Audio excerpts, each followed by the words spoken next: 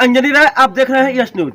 इसमें हम बलिया जनपद के बिलथरा रोड तहसील अंतर्गत ग्राम सभा महरी में मौजूद है। यहाँ पे संघर्ष बुद्ध चेतना अम्बेडकर संघर्ष समिति महरी बलिया द्वारा संत रविदास जी का जन्मोत्सव मनाया जा रहा है बहुत ही धूमधाम से, और प्रभात फेरी के लिए इसमें जुलूस निकाला गया है।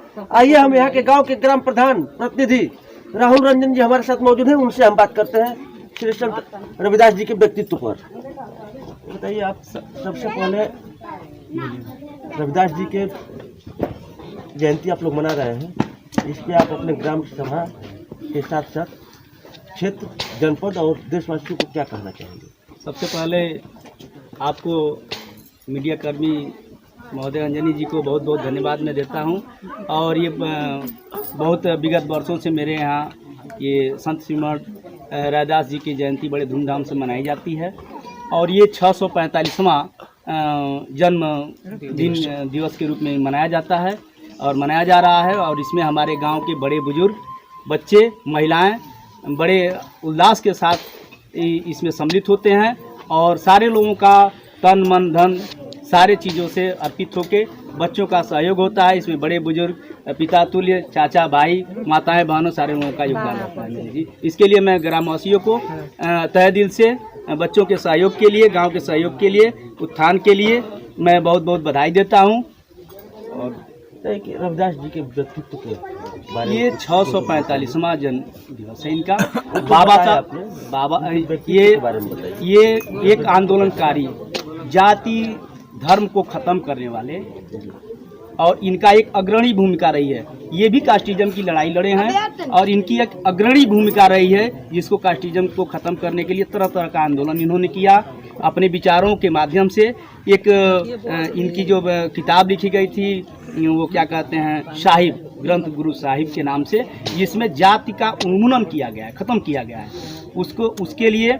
और इस यहाँ तक नहीं, इनके भाव भक्ति से ओतप्रोत होके मीराबाई ने तटस्थ होकर इस तरह का काम किया कि वो कृष्ण की दीवानी थी, लेकिन एट लास्ट उन्होंने बाबा साहब का ये क्या कहते हैं, सॉरी, रविदास जी की शरण में आई, और उन्होंने भी इनके बारे में और बहुत अपने ज़माने में इनके धर्म को प्रचार प्रसार किया, और जाति धर्म के विरुद्ध काम किया उन्होंने भी। संत रविदास जी की जयंती मनाकर आप लोगों को क्या संदेश देना चाहते हैं, और हर साल क्या संदेश जा रहा है? इससे एक ही मैसेज आता है कि हम लोगों को इनसे यही सीख लेना है, और बड़े बुजुर्ग इसको कहते आ रहे हैं कि एक आपका मन चंगा तो कठौती में गंगा, इनका एक बहुत बड़ा स्लोगन रहा है। उस स्लोगन के नाते हम लोग ये इसमें बच्चों को प्रेरित करते हैं हम लोग कि आप लोग भी इससे ओतप्रोत होइए और एक सत्य निष्ठा से आप काम करिए। और इन्होंने भी उस समय की आंदोलनों में लड़ाई लड़ी हैं कि हम आपके सामने घुटने नहीं टेकेंगे, और आज के डेट में हम लोगों को उसके माध्यम से उनको याद करते हुए शिक्षा की जो प्रणाली है उस पर भी हम लोगों को लड़ना है, और एजुकेशन लाइनअप को आगे बढ़ाना है। धन्यवाद। अब हम चलते हैं बुद्ध चेतना अम्बेडकर संघर्ष समिति के कमेटी के पदाधिकारियों से बात करते हैं। इस समय मनीष जी हमारे साथ मौजूद हैं, उनसे बात करते हैं।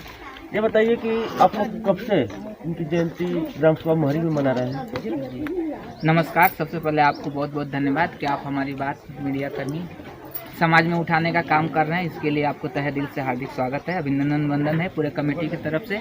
और मैं आपको बताना चाहूँगा कि हम लोग विगत वर्षों से श्री संत शिरोमणि गुरु रविदास जयंती ग्राम सभा महरी में आयोजित किया जाता है, जिसमें सभी लोग पिता तुल्य, बुजुर्ग साथी, नौजवान साथी, महिलाएं सब लोग साथ मिलकर इस कार्यक्रम का आयोजन करते हैं। 645वां दिवस के रूप में इस बार हम लोग मनाए रहे हैं। और जैसे रविदास जी के जो आप विचार प्रकट कर रहे हैं, तो हम लोगों के समाज में काफ़ी कुरीतियाँ थी, जात पात की जो भी समस्याएं थी, शोषण होता था, उस चीज़ को बाबा श्री संत शिरोमणि गुरु रविदास जी ने काफ़ी अच्छे से अपने भाव से व्यक्त करके समाज में इस कुरीतियों को दूर करने का व्यवस्था किया। इसलिए आज हम सब लोग मिलकर एक उनकी विचारधारा को समाज में बांटने का कार्य करते हैं।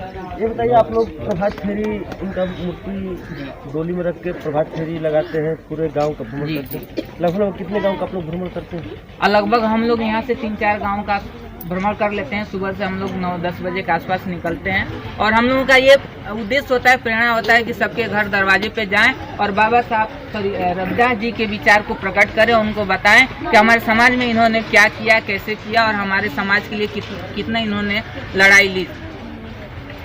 इसका आप लोग मूर्ति स्थापित इनका करते हैं, प्रभात फेरी निकालते हैं, इसका श्रेय सबसे बड़ा श्रेय किसको आप लोग दे रहे हैं कि इतना बड़ा कार्यक्रम आप लोग बहुत ही सरलतापूर्वक गांव में, छोटे से गांव में आप लोग कर रहे हैं और इतना भव्यता देकर कर रहे हैं, इसका श्रेय आप किसको देंगे? श्रेय हम अपने सभी ग्रामवासियों को देना चाहेंगे, जो भी हमारे नौजवान साथी हैं, पिता तुल्य हैं, माता बहनें हैं, जो भी हमारे नौजवान साथी हैं, सबको हम लोग श्रेय देंगे, क्षेत्रवासियों को श्रेय देंगे, जिनके सहयोग से तन मन धन से हम लोग मिलकर इस कार्यक्रम का आयोजन करते हैं।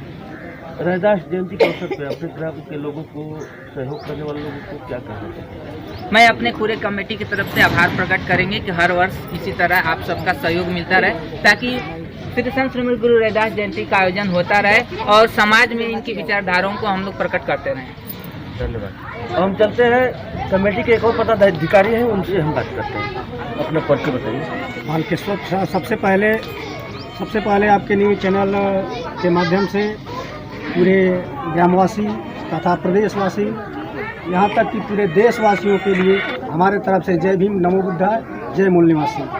आपने हमको बहुत बेसिक कीमती समय दे करके मेरी बातों को जन जन तक पहुँचाने का काम करने के लिए आपको धन्यवाद। देखिए, हमारे महापुरुष उस समय, जिस समय हमारा समाज मनुवादी प्रथाओं के बीच में इतना जकड़ा हुआ था, जिसको हमारे महामानव संत गुरु रविदास जी ने प्रथा, रीति, जनरीति, इन सब बेड़ियों को तोड़ करके मानव एक समान का संदेश दे करके एक अनेकता में एकता का पाठ पढ़ाने वाले संत गुरु रविदास जी का हमारा समाज, यहाँ तक कि दबे कुचले उपेक्षित मजलूमों के लिए एक मिसाल कायम किए और उन सबको अनेकता में एकता का पाठ पढ़ा करके मानव एक समान का संदेश इन्होंने दिया और इन सब प्रथाओं को दूर करने का बहुत बड़ा सहयोग उन्होंने दिया। इसके लिए हम लोग समाज इनका सदा ऋणी रहेगा। जय भीम, नमो बुद्धाय।